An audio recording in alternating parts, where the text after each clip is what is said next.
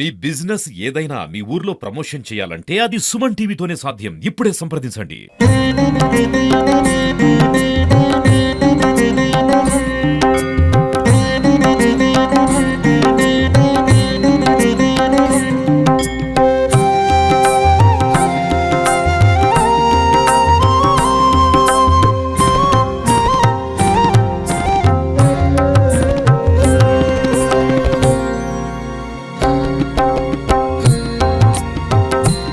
శ్రీ బీర్పూరు లక్ష్మీనరసింహస్వామి దేవాలయం గ్రామం మరియు మండలం బీర్పూరు జగిత్యాల జిల్లా.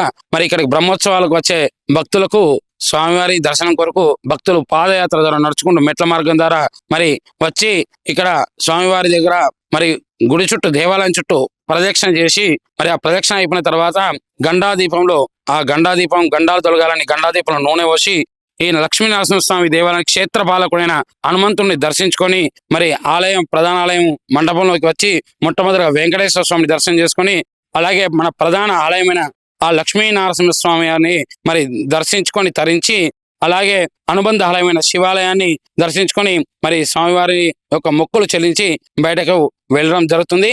అలాగే మరి ఈ లక్ష్మీనరసింహస్వామి దేవాలయం చాలా ప్రత్యేకత నిలయం. మరి కోరిన కోరికలు తీర్చే కొంగు బంగారు స్వామిగా ఆ బీర్పూర్ నరసింహస్వామిని మరి భక్తులు తండోపతండాలుగా బీర్పూర్ నరసింహ గోవింద గోవింద అంటూ ఇప్పటికి కూడా పల్లెటూరులో జానపద పాటలు బీర్పూర్ నరసన్న మీద చాలా జానపద గేయాలు ఉన్నాయి. మరి ఈ బ్రహ్మోత్సవాలకు వచ్చే భక్తులు స్వామివారి మెట్లతో మరి వాళ్ళు తలమించి స్నానం చేసి ప్రతి మెట్టు కూడా పసుపు కుంకుమ పెడుతూ మరి లక్ష్మీ నరసింహస్వామి గోవింద అంటూ ఆ కొండపైకి చేరుకుంటారు. అలా కొండపైకి చేరుకొని వాళ్ళు స్వయంగా కట్టెతోని దివిటీలుగా తయారు చేసి ఆ దివిటీలను అంటించి స్వామివారి ప్రదక్షిణ ఒక 5 ప్రదక్షిణాలు దివిటీలను వెలిగించి స్వామివారి లక్ష్మీనరసింహస్వామి గోవింద అంటూ మరి ఇక్కడ ప్రదక్షిణ చేయడం ఆనవాయితీ.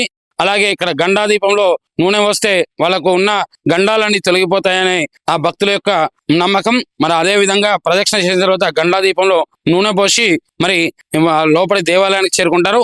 అలాగే మరి వాళ్ళు కోరిన కోరికలు తీర్చిన తర్వాత ఇక్కడ మేక కట్టడం ఆనవాయితీ. మనకు వేములవాడ రాజన్న ఆలయంలో ఎలాగైతే కోడే కడతారో ఇక్కడ కూడా మేకలను తీసుకొచ్చి గుడి చుట్టూ ఆ మేకలతో పాటు వాళ్ళ కుటుంబం ప్రదక్షిణ చేసి ఇక లక్ష్మీనరసింహస్వామి దేవాలయంలో మేకను కట్టడం ఆనవాయితీగా వస్తుంది.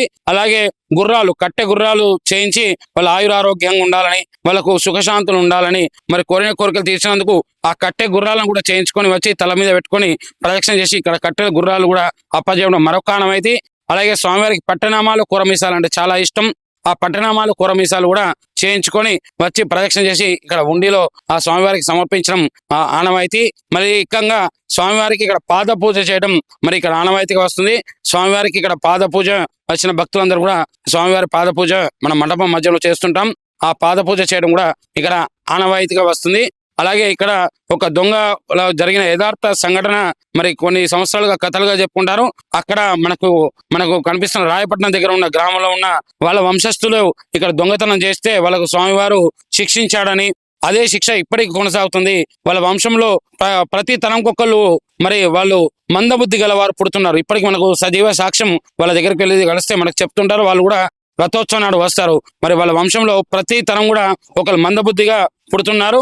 వాళ్ళు దోపుకథ నాడు వచ్చి వాళ్ళు స్వయంగా కట్టేసుకొని దేవుడి చుట్టూ తిరిగి వాళ్ళను మన్నించమని కోరుకొని ఇక్కడ స్వామివారి ప్రసాదం తీసుకోపోవడం ఆనవాయితీ. అలాగే ప్రతి భక్తులు కూడా ఈ స్వామివారి కోరిన కోరికలు తీర్చుతున్నారు. అలాగే ముఖ్యంగా మరి సంతానం లేని వారికి స్వామివారి కళ్యాణం నాడు వస్తే మరి దంపతులు వస్తే వాళ్ళకు ఇక్కడ గరుడ ముద్దలు వేయడం ఆనవాయితీ. ఆ గరుడ ముద్దలు ఎవరైతే తీసుకున్నారో చాలా మందికి స్వామివారి దయ వలన సంతానం అయింది. అలా సంతానం అయినందుకు చాలా మంది వచ్చి వాళ్ళ మొక్కులు కూడా తీర్చుకుంటారు. ఇలాంటి ప్రత్యేకతల యొక్క ఆలయం ఆ బీర్పూర్ లక్ష్మీ నరసింహస్వామి ఆలయం. లక్ష్మీ నరసింహస్వామి గోవింద గోవింద.